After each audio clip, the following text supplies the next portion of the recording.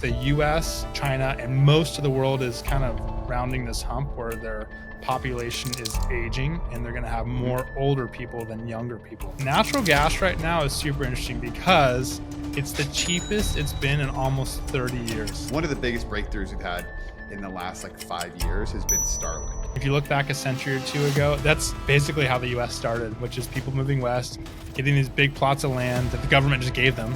But no one's really talking about it is investing in war and weapons. It's a sensitive topic because it doesn't feel good to invest in war and weapons.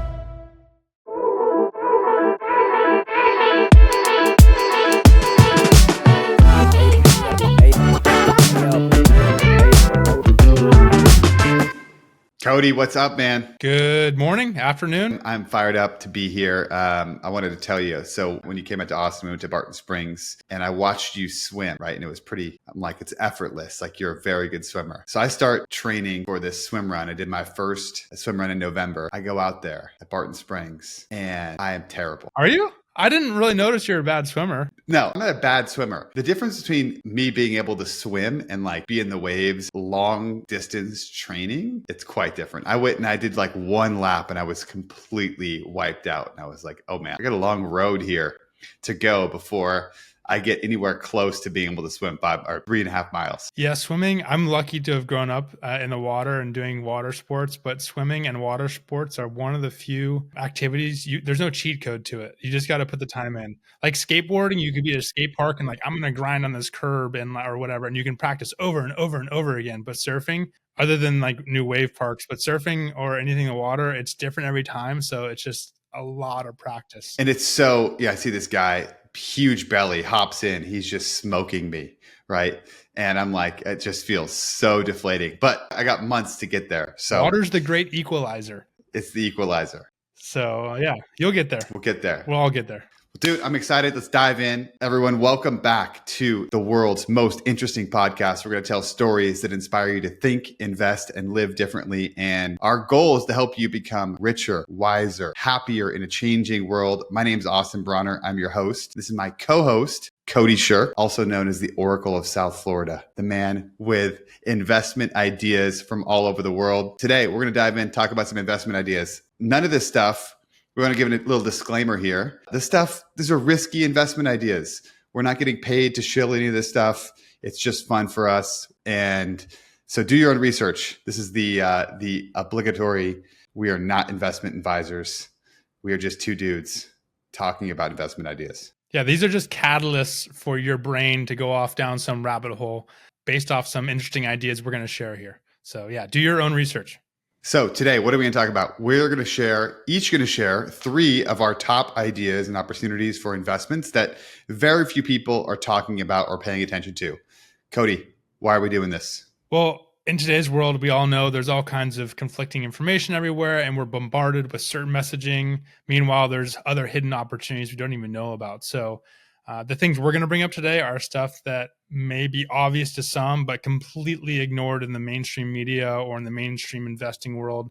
And it's always good to look at things that aren't popular because typically the best investors are contrarian in some sort. Buy when it's cheap, buy when it's hated, buy when it's ignored. And then you ride that wave up. And typically when things are overhyped, it's like, okay, when is this thing going to pop? When is this thing going to come back down? So we're going to pick some things that are kind of ignored. And by the way, I wanted to throw out there too that as I was making this list of 3, I ended up coming up with 20. So this may be a recurring episode where we just check in every now and then on our 3 interesting ideas that we are excited about that everyone's ignoring. And so today we're going to go into 3 each. You'll leave with 6 different ideas and hopefully a new way to think about kind of finding hidden opportunities. Cody, let's dive in. What's your number 1? What's your first idea? And by the way, I picked 3 that are pretty general, meaning anybody can target these ideas. My first one's natural gas. And for the listener, you might be going, oh God, energy or gas. But natural gas right now is super interesting because it's the cheapest it's been in almost 30 years. And if you go to fill up your tank in your car with regular gasoline, you're thinking it is not the cheapest it's been in 30 years. So how is natural gas so cheap? I'll give a quick summary, and that is the US specifically is the largest producer of oil right now, which is very good for the US because we're very energy secure at the moment. But one of the main byproducts of drilling for oil is gas. And the US has gotten very good at capturing that natural gas. So we're capturing all this natural gas, and this huge supply that is going into the market, specifically in the US and other markets, is driving the price down. I don't know how long this will last. It might last a while, but the point is it is cheap right now. So if you're investing in natural gas, it might be a while till the price comes back up, but there's other trickle down things that come with cheap gas. And the thing that stuck out to me the most was that 43% of all energy produced in the US comes from natural gas power plants. So our energy in the US, the vast majority of it comes from natural gas. If we have cheaper energy, cheaper power, whether it's running data centers or AI, whatever, computers. Manufacturing. Exactly. Yeah. So if the US is in fact reshoring their manufacturing power and our power prices are going down, that's a good thing. The other thing is that our energy companies are now looking at manufacturing or starting new construction projects for power plants running on natural gas. And in the US, to be energy secure and not reliant on other countries and energy sources, this could be a pretty bullish thing. So natural gas is the first one. And obviously I could talk for a very long time about this, but it's something that you should keep an eye on right now. How do people invest in it? Like when you think about what obviously you can buy natural gas. How do you do that? How do you think about that? Yeah, that's interesting. Natural gas is the one commodity that doesn't have like an ETF of natural gas. However, there's several different companies. I'm going to throw a couple out here. Again, this is not investing advice. The two that come to mind are LNG as a symbol and CHK. Chesapeake, in fact, just brought up something a couple of days ago where they're preparing to export natural gas to the international market. So there's a lot of countries that rely on natural gas for their vehicles and for their power generation. So they'll be importing this natural gas from the US, and Taiwan actually just announced that they will commit to importing natural gas until 2050. And this just goes to show that this whole green movement, countries are starting to prioritize energy security over checking boxes of what emissions they're emitting. And one last thing about natural gas is that natural gas is the number one contributor to the lowering of emissions in the US. It's pretty clean burning compared to coal and other power sources. So it's actually a good energy source. Cool. All right, I'll dive into mine. So number one, natural gas. Number two is raw land, 1 to 1.5 hours outside of major cities. Now, this is what is interesting to me. One of the biggest breakthroughs we've had in the last 5 years has been Starlink. Starlink has made living further outside of a city way, way, way more accessible for people that are working in tech jobs or any jobs that need to use and connect to the internet. It also just makes connectivity for outside of your work much, much easier. I think there's a really, really big opportunity to buy land outside of these major metro areas and then create places for people to retreat to, right? So one, I think the land is going to appreciate. And then two, you can create cash flow opportunities by building places for people to go and retreat from the city life, which is, I live in Austin, Texas. It's overwhelming. I'll give you an example because we have friends who have done this over the last 5 years. And I think there's a lot of these opportunities that will continue to exist. So what did they do? They bought raw land about an hour outside of Austin, Texas. First, to start earning some cash, creating cash flow, what they did was they put up these tents, these glamping tents. And they started to use them to bring in people to pay for the cost of their loan, buy this property. Now, they started with glamping tents and they put them on the marketplaces of Airbnb. And now there's even more of these glamping marketplaces to attract people out there. They started to cash flow. They use that money to then upgrade their tents into small cabins. And they found that the cabins were a better value proposition, harder. They took a little bit more money, but a better value proposition. So now they have all these people who are leaving the city for the weekend, going out and staying with them, paying for their property, and the land is appreciated. So I think this is a really, and shout out to Serrana because you can go stay at Serrana. It's an awesome place. Our friends Zach and Carlisle own it. There's so much opportunity to do this in the US. And I love this idea for all the reasons you said, but also it's how I got my start personally, my wealth building journey. It makes sense. You could explain this to a 10-year-old and they're going to understand it. Land, people need to live on land, but also there's kind of this adventurous, nostalgic feeling about owning land and being out in the wilderness.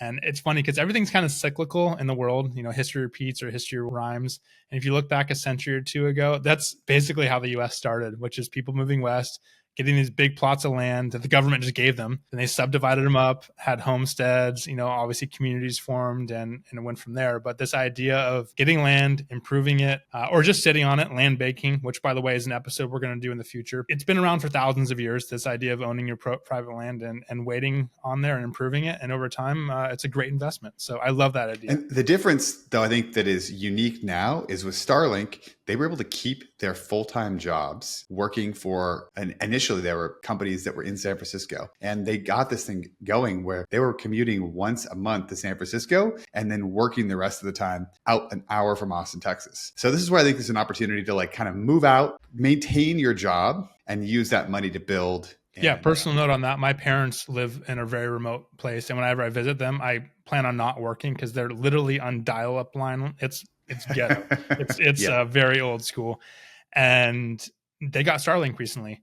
And so when I visit them now, Starlink's great. It's incredible. If no one's ever used it before, it's almost mind blowing. It's that quantum leap we've talked about in the past, where you have something that's nothing, and then you go to the best, and that's totally going to transform the way or location that people work in. All right, Cody, next up, what's your number 2? My number 2 is another obvious one, but no one's really talking about it, is India. And the best way to compare what's going on in India is to look at China over the past couple of decades. I don't need to tell you what's happened in China since really the 80s. There's been this boom of consumerism and production. And that's because you have a demographic that is of the age of consuming things, building things, working, going out and drinking, eating, having babies, all those things. Right now, the US, China, and most of the world is kind of rounding this hump where their population is aging and they're going to have more older people than younger people. India, though, first of all, is the most populous country in the world now. Happened last year in 2023. They surpassed China. No one's really talking about that. I mean, it's been this forecast that was pretty much set in stone. And everyone knew it was going to happen last year. And it was kind of a fart in church. It happened and no one's like, whatever. Let's just ignore this. There's other things going on in the world that suck up and vacuum the attention right now. Yeah. So 40% of the population in India right now is under the age of 25. Somebody under the age of 25, you're just entering the working world. You're having kids. You're consuming, you're producing, you're the powerhouse of an economy. And for the next couple of decades, that is what India is going to be. And I know there's lots of people out there thinking, oh, India's screwed up, or there's all this, corruption there. There's all kinds of issues there. And that's for sure. There's a lot of problems in India, but the reality is demographics pretty much dictate how a country is going to grow. And lots of countries have had issues in the past and their demographics just blow right through it. India will figure it out. So as far as opportunities specifically, well, the India ETF, you can just search it. I think it's INDA. Again, not investing in advice. Since 2020 is up over 100%. In the past 4 years, that stock is up over 100%. So that's what, 25% annualized growth. Is there more room to run? Probably. I think there's more opportunity in individual companies in India right now. And then the other thing I think about is going to India. So one of the big China hustles that you may be familiar with, Austin, living in the region prior, is a lot of people went from the US and went into China to start businesses and to sell to the local population. They kind of did the copy paste of some business ideas in the US, went to China and crushed it. So in India right now, I think that's a huge opportunity. Partner with some locals, go over there, figure out what the market wants, go there, do what we know has worked in the US or some other Western nation, and copy paste into that economy there. So India is one that no one's really talking about. The whole big one that was going on, like the classic one when I was living in Macau, was there was multiple guys that I knew that were launching wine into mainland China. And their goal was listen, all we need to do is get a family to get 50% of Chinese families to drink one bottle of wine a month. And just think about how big an opportunity that was. That's there's just the pure volume, families, people consuming. It just puts it on a completely different level. Yeah. In the startup world, you talk about TAM, which is total addressable market. And it's always fun to do those numbers. If I just capture 1% of the market, then I'm going to be a billionaire. And China and India are those markets where you're all I need to capture is 0.00001% of the market. And I'm set for life. My business is going to grow astronomically. And that's a perfect example. I don't know specifically in India what there is to sell, but what do younger consumers want right now? Is it wine?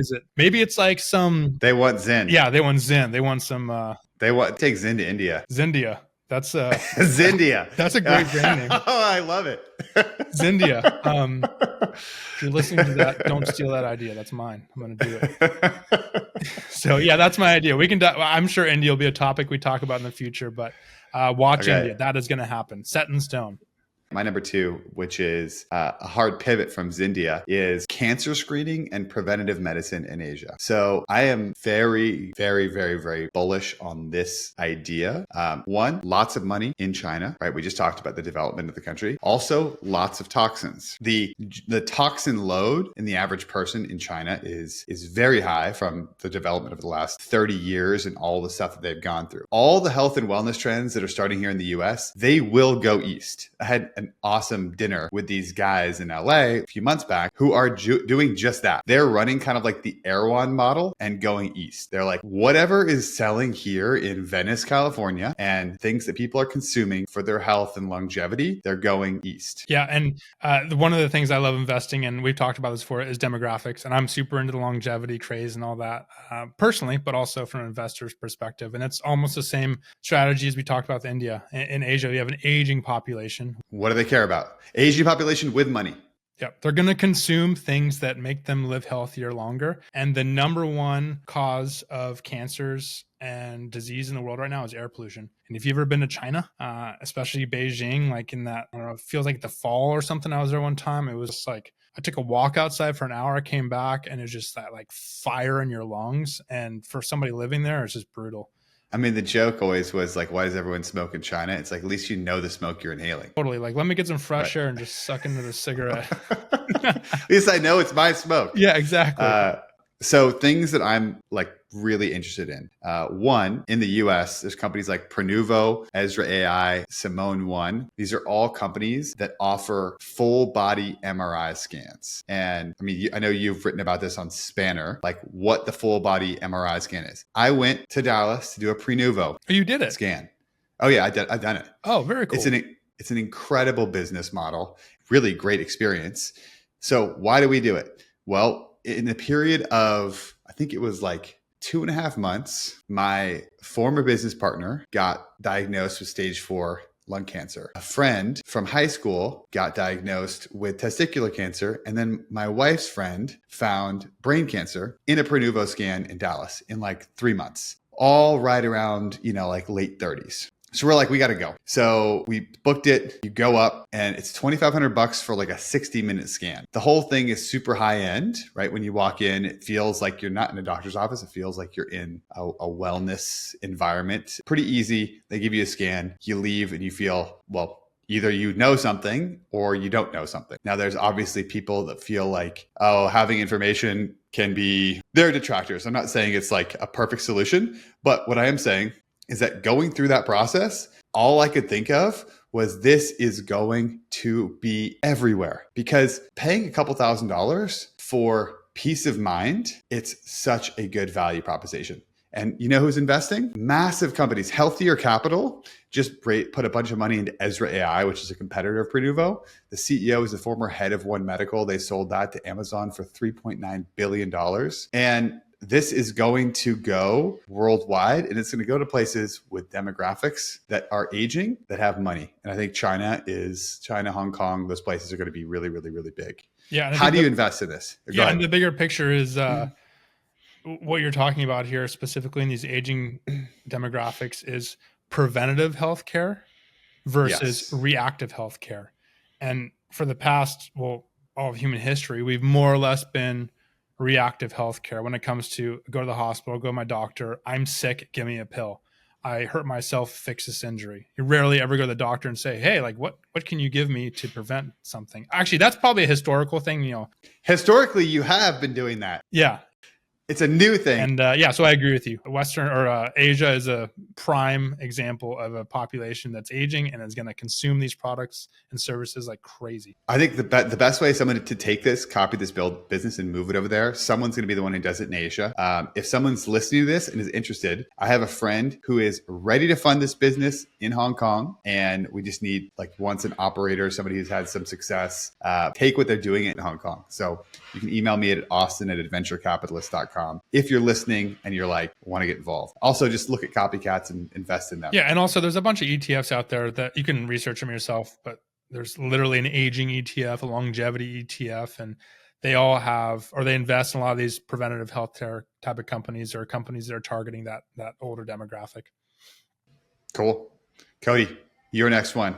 My third idea, I feel like your ideas are really good and mine are like too big, but this is obvious, but no one's really talking about it, is investing in war and weapons. And it's a sensitive topic because for me, it doesn't feel good to invest in war and weapons. Very obvious. People know what's going on in the world. Don't need to dive into that. But I wanted to talk about is the future of war and weapons and what we're seeing going on in Ukraine, what we're seeing going on potentially in the South China Sea with Taiwan, what we're seeing going on domestically in the US, Western Europe is not this traditional kinetic war with bombs and bullets. For sure that exists, but the future really is predictive warfare, AI, digital attacks, all these things that are kind of behind the curtain. And so it's my forecast the traditional warfare companies such as, whether it's Northrop Grumman or Boeing or Raytheon, they're going to start going on an acquisition spree of these scrappy startups that have, really interesting technologies that maybe prevent an actual kinetic war or somehow infiltrate other countries'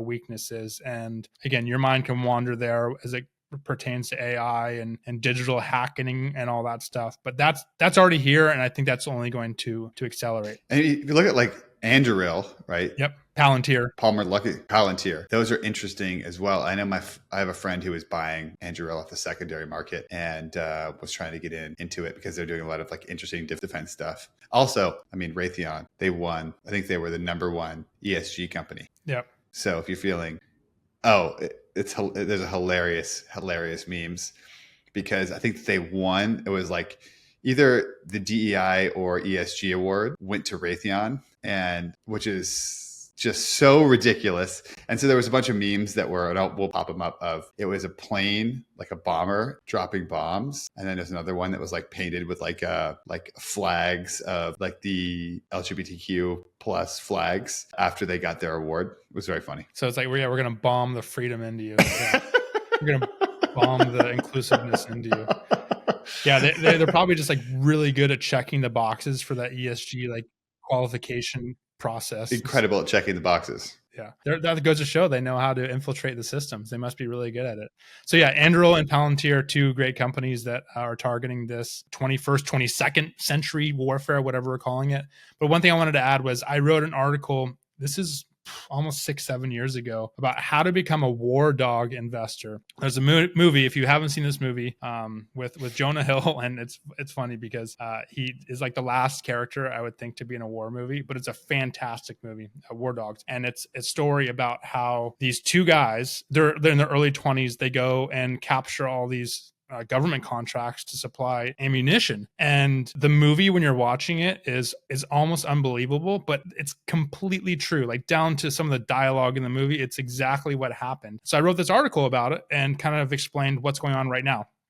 This was probably 6 years ago, but just saying, hey, here is the government website where you can see the contracts that are out there. Here is what they're looking to do, like this whole process. And so anyways, what I'm getting to is looking at SEO. That's my number one trafficked article over the past year. So people are definitely aware of what's going on and saying, hey, how can I jump in this game? And this is probably a trend that's going to be becoming more and more obvious. And it's unfortunate, but it's, hey, we're realistic here. And at the end of the day, I'm not going to ignore something that's happening. Definitely feels like going towards more war rather than less. There are very few signs of like less conflict. All right, my last one, our number six one is, so I'm going to start kind of with a trend, right? And where I think work from home is going to stay, and I think high interest rates are going to stay higher for longer. I'm very I think I've been working from home for a long time, and I believe that it's going to be very, very hard for people to be pulled back into the office after they get the taste of what it's like to have more flexibility. The taste of freedom. The taste of freedom. Once they get it, and people got a big dose of that during COVID, that it's just going to change and there's going to be more flexibility. What I think it's going to look like is people going into work a couple times a week and also work from home. One of the things that's going to continue to happen with that, as the people in the workforce who are in their, let's say, 20s and 30s start to have kids, they're going to run into this issue of, I like my freedom. I like being able to work from home, but I got no place to work from because I'm living in a small place. So they're going to move to the suburbs and they're going to look for a house that's larger, or they're going to be in a house currently and they're going to realize I need more space. What's the challenge with that though? Interest rates are crazy high. I mean, historically, they're actually kind of average, but compared to what people are used to, they're high. So it makes it very expensive to move, but they still have this problem. So what's kind of like the first level thinking? Okay, it's home renovation and improvements. It makes a lot of sense to, instead of move, do some home renovation, right? You can do a cash out refi, especially if you're up quite a bit, and then put that into your house and add on a room or add on an office or anything like that to be able to grow. So obviously you can buy like Home Depot stock or Lowe's. Those are like very clear plays in the home renovation, home improvement market. And then when you kind of go a little bit deeper, like things that I think are very interesting as somebody who is very much in this demographic dealing with this challenge is office sheds. I think this is going to be a really huge business. And I know there are some players right now who are in it. You can go and like start looking at some of the stuff people are doing with office sheds. There's not any like clear winners, but I think it just makes sense that people will put in offices in their backyard that don't need to be permitted, that are a lot less expensive than going through the process of renovating your home. Renovating your home is kind of a nightmare. Putting in an office shed that's separate from the home where you can actually go and work and then come back in the house, I think that that's a place that people will be, I think that's a big business opportunity in that space. There's a lot of other stuff as well, like, home workout equipment, all those things I think is going to continue to boost because people are going to spend more time at home. Anything that makes that backyard, like the home environment better, these are all places that I'm looking at right now. Yeah. And I think everyone knows that trend. It's happened during COVID, and I don't know exactly where it's going to go. But again, everything's cyclical, and the man cave, she shed movement of having this kind of detached space, whether it's directly in your house or in your backyard, I think is coming full circle. Because a century ago, even a couple of decades ago, people would have their workshop. They'd go in the backyard and make cabinets with, or have their little wood shop or machine shop, and that was kind of the hobby. Not as many people are doing that, but they do need a spot to go and be removed from the house, and that's